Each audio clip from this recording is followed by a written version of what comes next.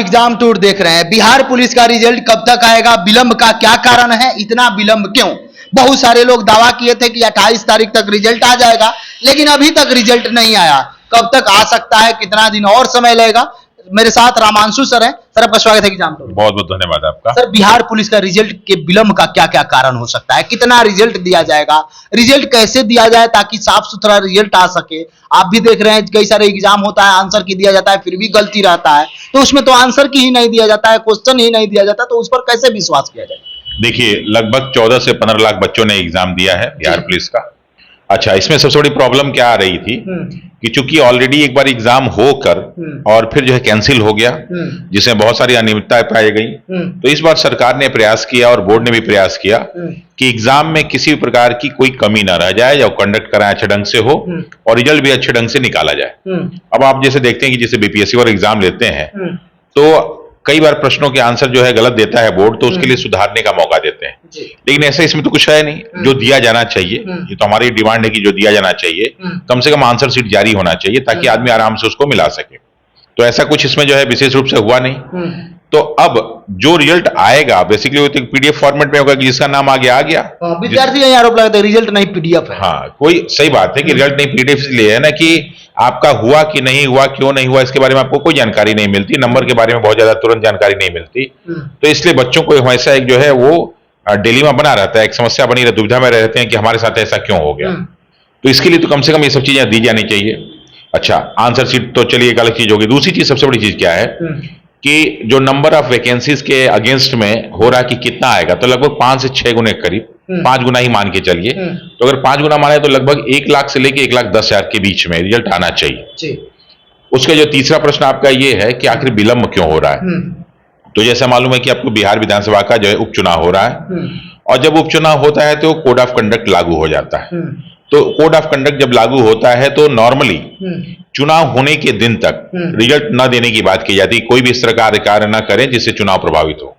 लेकिन code of conduct जो है चुनाव की मतगणना के 2 दिन बाद तक भी लागू रहता है। तो इसलिए ये जो लोग बात कर रहे थे कि 14 छठ के बाद तुरंत आ जाएगा, चूंकि 13 को इलेक्शन ही है तो कहां से आ जाएगा, इसलिए जो है इलेक्शन बीत गया। लेकिन अब इलेक्शन बीत गया, लेकिन कोड ऑफ कंडक्ट अभी तक जारी है जब तक चुनाव का रिजल्ट घोषित ना हो जाए। इसलिए 2 संभावनाएं। पहली संभावना तो ये है कि हो सकता है कि अगर चुनाव आयोग को कोई आपत्ति ना हो तो इधर भी ये जो है रिजल्ट निकाल दे, और नहीं तो ये मान के चलिए कि 25 नवंबर के बाद ही रिजल्ट आएगा। मतलब पूछ के निकाला जा सकता है क्या? हाँ, अगर देखिए कोई आपत्ति नहीं होती, क्योंकि जब वोटिंग होना तो हो गया, लेकिन कोड ऑफ कंडक्ट लागू है, तो कोड ऑफ कंडक्ट लागू होता है, पहली चीज। दूसरा क्या है कि चूंकि बिहार पुलिस का ही परीक्षा है और चुनाव में बिहार पुलिस अच्छे ढंग से लगती है, साथ ही साथ जितने भी त्योहार हुए उसमें भी बिहार पुलिस पूरी तरह से लगी हुई थी।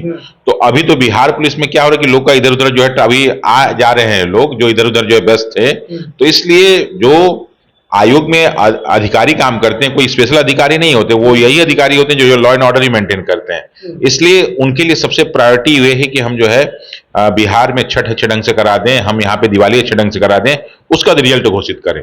तो वो काम उन्होंने करा दिया। अब पुलिस एक स्थान से दूसरे स्थान जा रहे हैं, सब जगह सेटल हो रहे हैं। तो इसलिए दोनों संभावनाएं बनती हैं।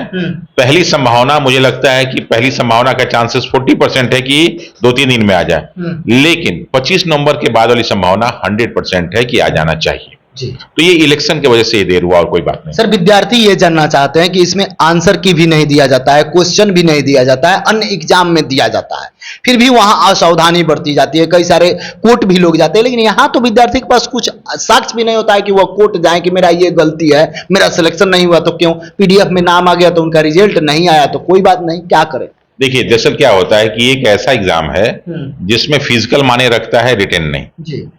तो लेकिन फिजिकल में जाने के लिए आपको रिटेन क्वालिफाई करना तो जरूरी है, और जब आप रिटेन से ही 12 हो जाएंगे तो फिजिकल कैसे क्वालिफाई करेंगे, और फिजिकल नहीं फिजिकल में मेरिट बनता है, वो क्वालिफाइंग नहीं है।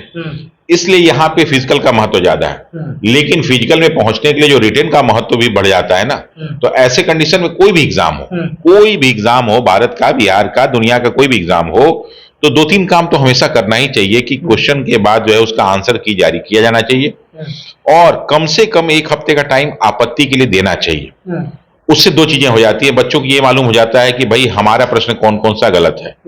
तो उसमें वो सुधार लेते हैं फ्यूचर के लिए, क्योंकि अगली वैकेंसी निकलेगी तो उसमें उनसे गलतियां नहीं होंगी। दूसरा, अगर आयोग से टाइपिंग के कारण ही, कंप्यूटर के कारण ही, किसी कारण से कोई 2-4 प्रश्न गलत हो गया है तो उससे बहुत सारे बच्चों का भविष्य प्रभावित होता है, तो उनको भी मौका मिल जाएगा सुधारने का। तो इसके लिए कम से कम ये काम किया जाना चाहिए। लेकिन अभी जो लग रहा है, ऐसा तो कोई संभावना भी दिख नहीं रहा है, क्योंकि एग्जाम अब जो है अंतिम अपने जो है अवस्था की ओर आगे बढ़ रहा है, फिजिकल की ओर। लेकिन अगला कोई भी एग्जाम हो तो इस तरह की बातों को ध्यान में रखा जाना चाहिए। तो देख सकते हैं बहुत सारे लोग ये बोल रहे थे कि कभी भी दिया जा सकता है, लेकिन क्या मेन कारण क्या है, मेन वजह क्यों है रिजल्ट विलंब का, ये भी बता दिया गया। इधर भी आपका रिजल्ट आ सकता है, जैसा कि आपको मालूम होगा कि चुनाव आयोग को एक लिखित देना होगा कि हम रिजल्ट घोषित कर रहे हैं, कोई आपत्ति नहीं, चूंकि वोटिंग तो बीत चुका है।